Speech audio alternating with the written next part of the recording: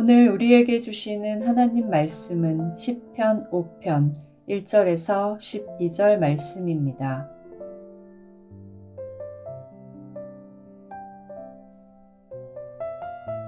여호와여, 나의 말에 귀를 기울이사 나의 심정을 헤아려 주소서. 나의 왕, 나의 하나님이여, 내가 부르짖는 소리를 들으소서. 내가 주께 기도하나이다.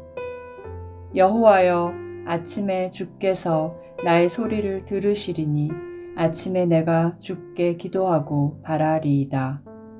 주는 죄악을 기뻐하는 신이 아니시니 악이 주와 함께 머물지 못하며 오만한 자들이 주의 목전에 서지 못하리이다. 주는 모든 행악자를 미워하시며 거짓말하는 자들을 멸망시키시리이다. 여호와께서는 피 흘리기를 즐기는 자와 속이는 자를 싫어하시나이다.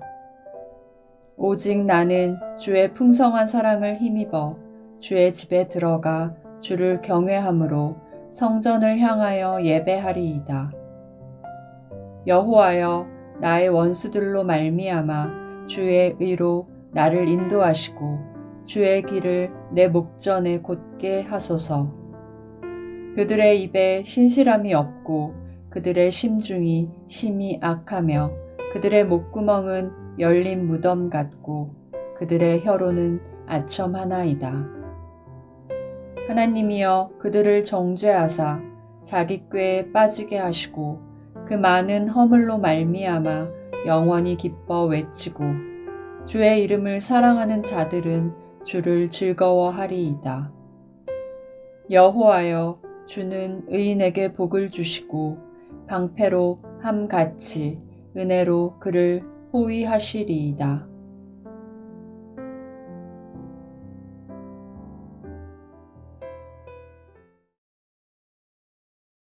시편 5편은 분류상 탄식의 시에 해당합니다. 탄식의 시 안에는 네 가지 요소가 들어 있습니다. 부름과 탄식과 신뢰와 그리고 청원입니다. 오늘 본문의 첫 절인 시편 5편 1절에 보면 여호와여로 시작하고 있습니다.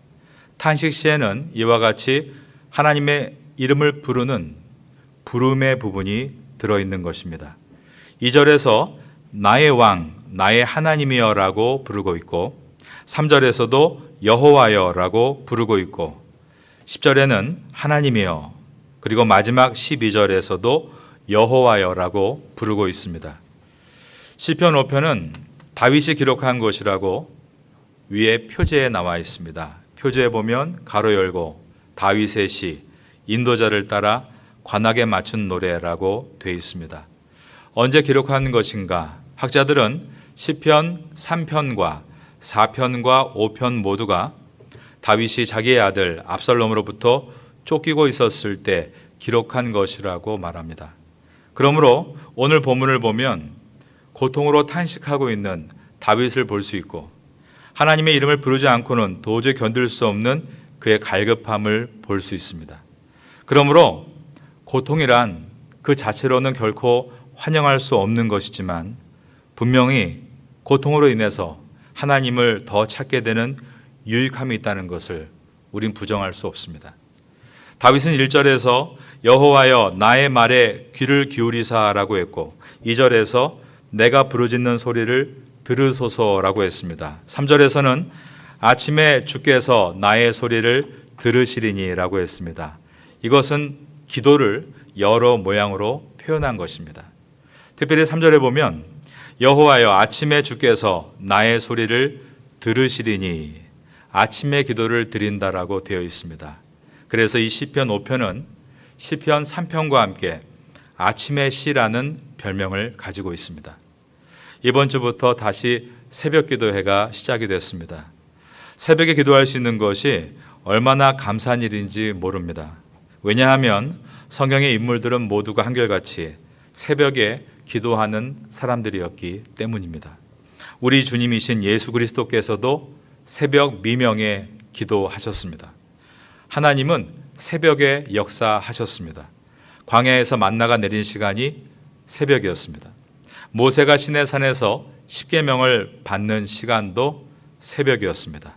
난공불락인 여리고성이 무너져 내린 시간이 새벽이었습니다. 그리고 다니엘이 사자굴에서 살아난 시간도 새벽이었습니다. 독생자 아기 예수님께서 탄생하신 시간이 새벽이었고 사망 권세를 이기시고 부활하신 시간도 새벽이었습니다. 그 부활하신 예수님을 여인들이 만날 수 있었던 것도 그 여인들이 새벽에 깨어 예수님께 달려갔기 때문입니다. 이처럼 새벽은 기도하는 시간이고 새벽은 응답받는 시간입니다. 건강하게 새벽에 나온 것만으로도 사실은 그 자체로도 기도 응답이기에 우리는 감사하는 시간을 가질 수 있는 것입니다.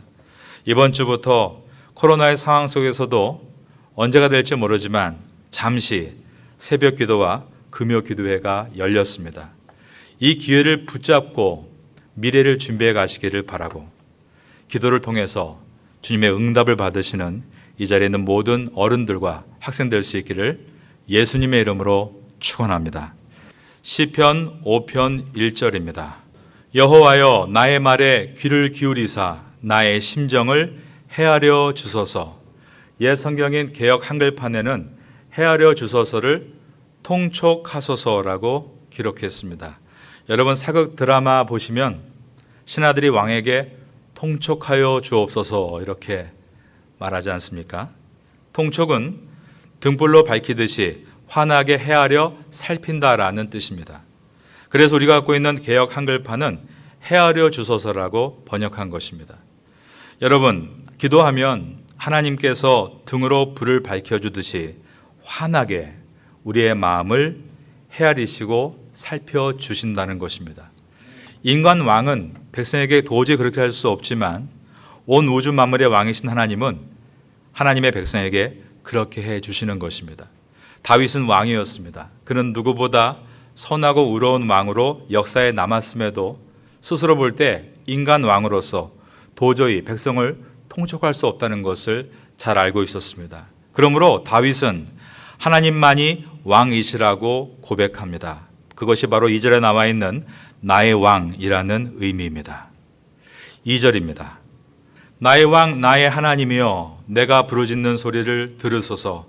내가 주께 기도하나이다. 인간 왕이 아니신 하나님은 나를 통촉해 주시고 나의 부르짖는 기도에 반드시 귀 기울여 들으시는 분이시다라고 했습니다. 3절입니다. 여호와여 아침에 주께서 저를 따라하겠습니다. 나의 소리를 들으시리니. 이처럼 그는 확신을 가지고 내가 기도하면 들으신다라고 말합니다. 그러므로 아침에 내가 주께 기도하고 바라리이다라고 했습니다. 하나님은 우리의 기도를 들으시고 그리고 그 기도를 통해 역사하시는 분이십니다. 예수님은 그러한 기도에 대해서 많은 용기 있는 말씀을 해주셨습니다. 마태복음 21장 22절에서 말씀해 주시기를 너희가 기도할 때에 무엇이든지 믿고 구하는 것은 다 받으리라. 이런 위로의 말씀을 하셨고 요한복음 15장 7절에서도 말씀하기를 너희가 내 안에 거하고 내 말이 너희 안에 거하면 무엇이든지 원하는 대로 구하라. 그리하면 이루리라 라고 하셨습니다. 이처럼 예수님은 기도에 대해서 다양하게 말씀하시면서 기도는 반드시 풍성한 응답을 얻게 될 것이라고 용기를 주신 것입니다. 지금이 코로나 기간이다 이렇게 말들을 많이 합니다. 모든 영역에서 활동이 제한되어 있기 때문에 경제에서나 문화계에서나 교육에서나 한결같이 다음 시즌을 준비한다는 말을 슬로건으로 많이 내놓고 있습니다. 선교를 하시는 선교사님들도 지금 아무것도 할 수 없으니 다음 시즌을 준비해야 한다라고 말씀합니다. 모두가 그렇게 생각한다는 것입니다. 그러면 묻습니다. 코로나 후에 모두 그렇게 생각한 대로 되어질까요? 라는 것입니다. 우리는 과거를 돌아보면 그렇지 않다는 것을 잘 알게 됩니다. 답이 한 가지입니다. 지금 기도한 사람들이 하나님께 응답을 받음으로 그 다음 시즌에서 쓰임 받는 것입니다. 지금은 기도하는 때입니다. 그래서 저희 교회 6월의 주제를 기도로 정했습니다. 전 여러분 모두가 지금 기도자가 되셔서 다음을 기약하고 쓰임받게 되기를 예수님의 이름으로 축원합니다. 기도는 반드시 응답이 있습니다. 그런데 실제 우리 생활을 보면 응답받지 못할 때가 참 많습니다. 왜 그런가? 오늘 정리해 드립니다. 첫째로 하나님께 잘못 구할 때입니다.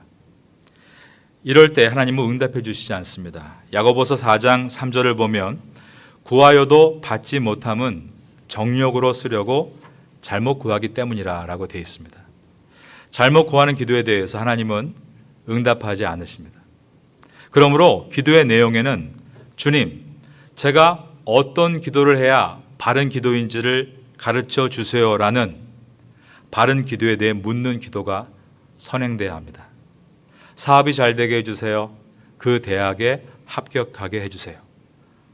자산이 늘어나게 해주세요. 건강이 좋아지게 해주세요. 위 내용은 모든 종교에서 모두가 하는 기도입니다. 그런데 그것을 응답받았을 때 그 응답을 가지고 앞으로 무엇을 할지에 대한 기도는 없는 것입니다. 하나님께 구하는 기도를 드릴 때에는 그 응답을 얻었을 때 그것을 가지고 무엇을 해야겠다는 고백까지 선명하게 기도해야 하는 것입니다. 3절을 보겠습니다. 여호와의 아침에 주께서 나의 소리를 들으시리니 아침에 내가 주께 저를 따라합니다. 기도하고 바라리이다. 여기서 기도하고라고 번역한 히브리어는 아라크라는 단어입니다. 이 뜻은 정렬하다, 줄지어 놓다라는 뜻입니다. 다윗이 하나님의 응답을 바라고 아침에 기도를 드릴 때 대충 의미 없는 문장을 계속 반복하고 끝내는 것이 아니라 기도의 내용을 아라크, 정렬했다는 것입니다. 줄지어 놓은 것입니다. 하나님께서 들으실 때 합당하게 들리도록 선명한 기도를 드린 것입니다. 그래서 시편이 나오지 않았습니까? 깊고 분명한 문장들이 시편에 가득가득 있는 것은 다윗이 그렇게 기도해 왔기 때문입니다. 하나님께서 그가 정욕으로 쓰려고 구하는 것인가 아닌가 의심하지 않으시도록 아라크, 정리해서 분명하게 기도한 것입니다. 여러분도 오늘 밤에 그렇게 기도하시기를 바라겠습니다. 하나님, 저를 그 대학에 붙게 해주시면 이러이러한 준비를 거쳐서 이웃을 위해, 잃어버린 영혼을 위해 이렇게 쓰임받고 싶습니다. 그렇게 분명하게 기도하십시오. 하나님, 사업을 일으켜 주시면 태국에 있는 파타야에 있는 잃어버린 영혼들을 위해 교회를 중심으로 선교가 일어날 수 있도록 이렇게 함께 섬기겠습니다. 분명한 그림을 갖고 기도하십시오. 오늘부터입니다. 분명한 기도가 여러분께 있게 되기를 주님의 이름으로 축원합니다. 우리가 기도해도 하나님께 응답받지 못하는 이유, 첫 번째가 기도가 잘못됐을 때이고, 두 번째는 기도 자체는 잘못이 없는데 기도하는 사람이 잘못됐을 때입니다. 이사야서 1장 15절을 읽어드립니다. 너희가 손을 펼 때에 내가 내 눈을 너희에게서 가리고 너희가 많이 기도할지라도 내가 듣지 아니하리니 이는 너희의 손에 피가 가득함이라. 시편 5편 4절을 읽어보겠습니다. 주는 죄악을 기뻐하는 신이 아니시니 악이 주와 함께 머물지 못하며. 5절입니다. 오만한 자들이 주의 목전에 서지 못하리이다. 주는 모든 행악자를 미워하시며. 6절 거짓말하는 자들을 멸망시키시리이다. 여호와께서는 피 흘리기를 즐기는 자와 속이는 자를 싫어하시나이다.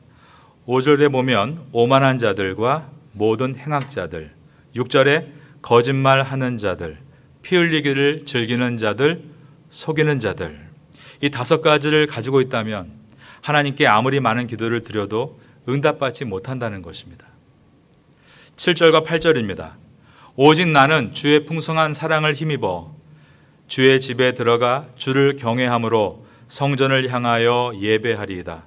여호와여, 나의 원수들로 말미암아 주의 의로 나를 인도하시고 주의 길을 내 목전에 곧게 하소서. 여기에서 다윗이 말하는 원수들, 8절의 원수는 5절과 6절에 나오는 오만한 자들과 행악자들과 거짓말하는 자들과 피 흘리기를 즐겨하는 자들, 그리고 속이는 자들을 말합니다.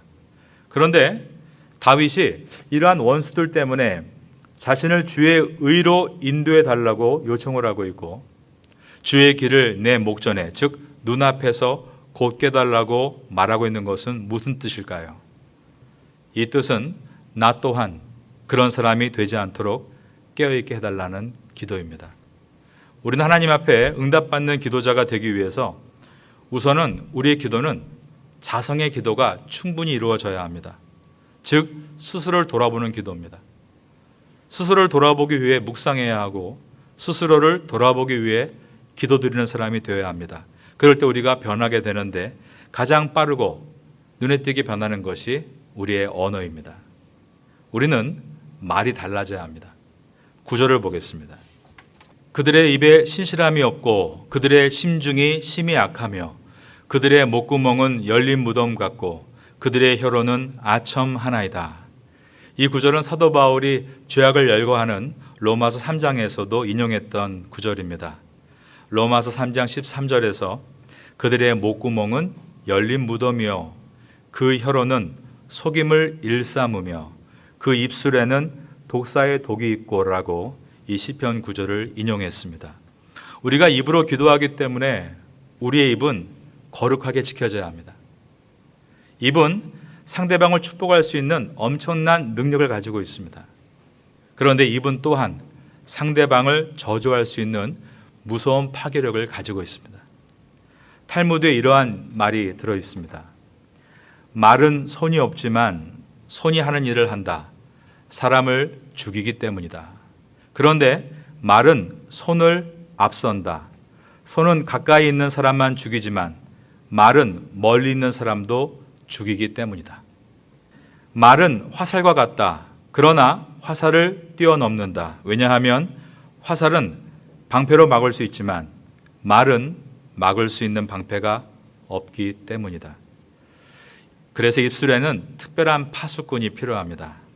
오늘 기도하실 때 하나님, 내 입술에 말씀과 성령의 파수꾼을 세워주셔서 이 입술을 통해서 건설하고 회복하고 세우는 입술이 되게 하여 주옵소서 라고 기도하시는 여러분 될 수 있기를 주님의 이름으로 축원합니다. 우리 하나님 앞에서 온전한 모습으로 설 때는 우리는 10절과 같은 담대한 고백을 할 수 있게 됩니다. 10절입니다. 하나님이여 그들을 정죄하사 자기 꾀에 빠지게 하시고 그 많은 허물로 말미암아 그들을 쫓아내소서. 그들이 주를 배역함이니이다.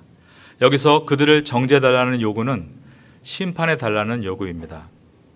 자신이 의의 편에 있는 것이 분명하기 때문에 이렇게 당당하게 불의와 맞서고 기도할 수 있는 것입니다. 당당함으로 자신의 심령에 어둠의 그림자가 전혀 없을 때 악에 대해서 이처럼 당당하게 악하다라고 말할 수 있는 것입니다. 바로 이것이 복음입니다.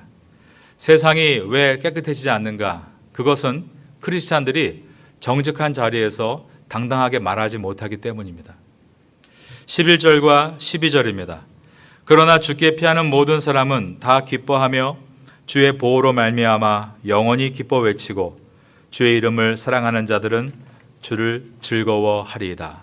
여호와여 주는 의인에게 복을 주시고 방패로 함같이 은혜로 그를 호위하시리이다.